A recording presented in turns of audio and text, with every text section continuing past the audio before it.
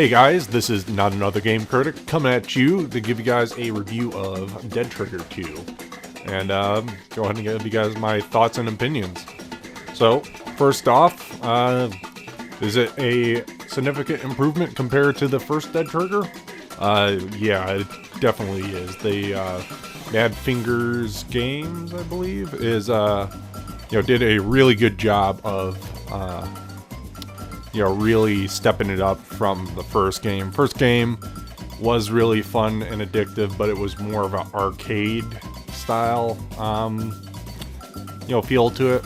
So it was just one of those things of, the campaign felt no different from any of the other side missions where, once you complete the campaign, all you do is just play those things for your own purpose. What Dead Trigger 2 has done is actually made a much more interesting campaign, and as in it actually feels like a campaign mode. But yeah, so like things that they added in is actual NPCs that come in during your missions where they help you, or you have to go ahead and escort them. So you got little stuff like that. You actually have a hideout with other survivors that go ahead and like specialize in making different stuff. It's kind of funny, they don't have any names. It's just medic, smuggler, gunsmith, scientist, and I keep forgetting the guy, I guess supply guy. It's drawing a blank on the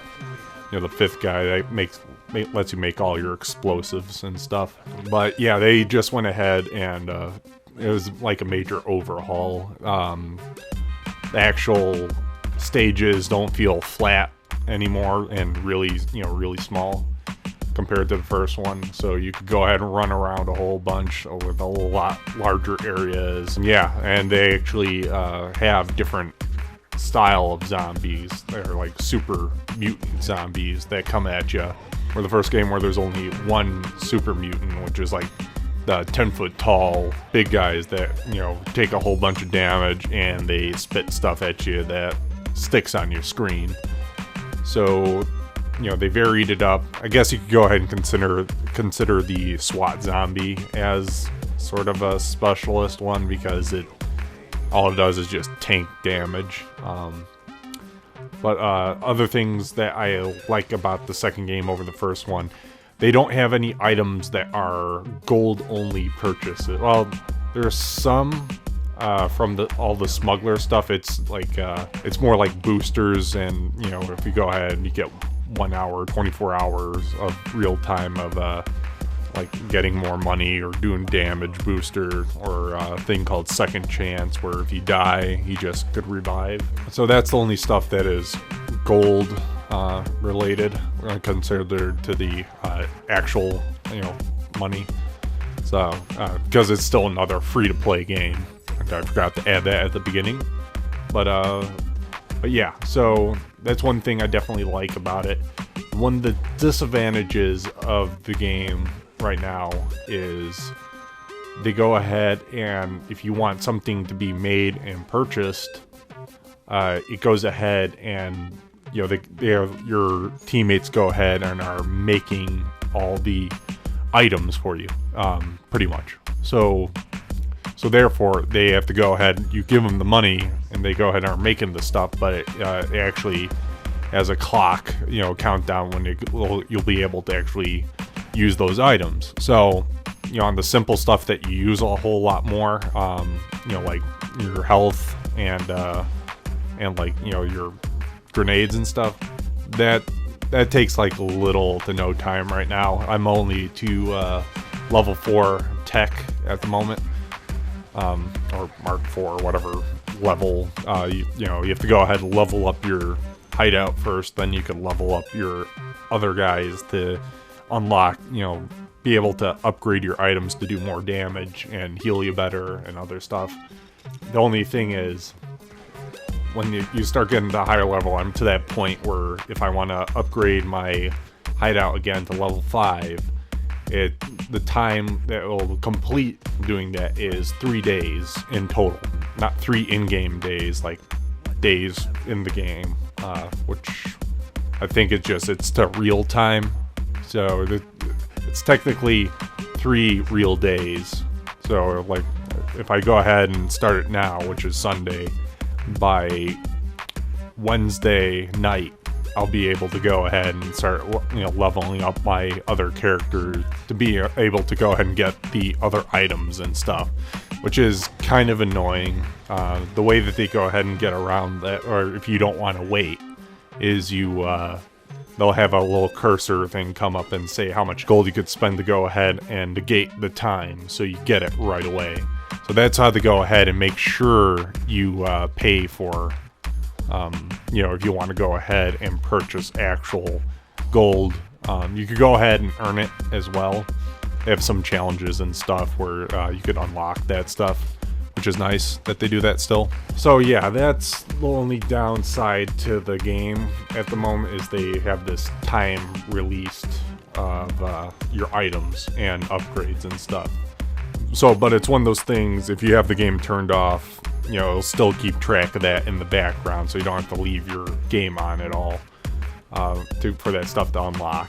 I guess that's another thing that's sort of a disadvantage about the Dead Trigger 2 as well, is you have to be connected to Wi-Fi at all times. So otherwise, because they go ahead and keep track of stuff by like actual server based, like the first game, which you could play offline, no problem. So that is another another annoyance about Dead Trigger 2, is always have to be connected to the internet. But anyways, and then the one kind of other thing that is a little bit annoying, not too bad, I kind of like the idea of it, is the even though you could go ahead and unlock, you could go ahead and upgrade like your gunsmith, medic, and supply guy and stuff, to go ahead and let you see other items. Problem is you have to go ahead and get blueprints, so it's like, you need to get 2 out of 2 or 3 out of 3 up to 6 out of 6 so far. I don't know how the really up high tier weapons and items are, if it's like 10 blueprints you have to go ahead and get. So the way that you get the blueprints is you have to go ahead and kill the super mutants, but they don't always drop a blueprint, and you don't know which one you're going to be getting. So the way that you could bypass that as well is you could spend gold on, not having to get blueprints for certain items as well. So yeah, that's sort of a third annoyance, but I kind of like how you can grind out and get your, get your stuff, and unlock the things, or unlock your items and stuff. Well, only thing that's really annoying right now is I've almost unlocked all the melee stuff, so I've been stuck with the starting weapons that you could get. So I only unlocked the shotgun and the M16 right now. So the two that you pretty much start off with the pistol, and you go ahead and start off with the submachine gun. And and you go from there, and you have a wrench as your melee weapon. So yeah, that was really nice that they went ahead and added that, a melee weapon for that. So you only have 2 weapon slots. You can't upgrade any more of those. You have 2 of your special item slots, where it would be like where it's like your explosives and other side items, and 1 for your healing. And actually doing the side mission stuff is really fun too. You go ahead and have a thing to keep you engaged after you complete the campaign, where you see this grid on the entire world map that lets you go from one spot to another. Well, as in they're trying to clear out cities, so you could go ahead and see how long the that campaign is. You don't go in and actually do a story campaign. It's just to help, the idea is like wiping out that city of the undead and then going to the next one. So as a timer, of like, the number of zombies, which is more of a timer just going down. And what happens is you'll see like 3 or 4 just of the normal missions that are attached to that city. You go ahead and do those. You go ahead and you score points and stuff, so you could win money, free items, and like one of the smuggler items if you get all the way to level 4. So it's pretty much a scoring system. You just have to keep playing the levels over and over again until you go ahead and max out the number on there. So so you go ahead. It's way more engaging than the first one, is pretty much what I'm trying to say. And I really enjoy it. It's been a blast. I definitely like how in the mobile world right now, it's Madfingers and Gameloft to be the top echelon gaming companies out there right now, where they're trying to push stuff 3D wise and stuff and make it really fun. There's other good companies out there. Just those are the two that come to mind for me, my style of gaming. And Dead Trigger 2 is a really good one. If you guys could go ahead and tell me too, I've been just playing the game on the NVIDIA Shield, so that has the 2 gigs of RAM and the Integra 4 chipset. And it doesn't run super smooth on the Ultra setting, so I didn't know if there was any other, because there's so many devices out there. I don't mess around with Apple at all, so I don't know if it works, how well it works on the iPad. I'm sure it works great, because they go ahead and why limit themselves to one market? They're going to go ahead and do both of the mobile markets right there, the 2 biggest ones, Android and Apple. So but yeah, so the Shield is supposed to be one of the top gaming devices that you can go ahead and play it on.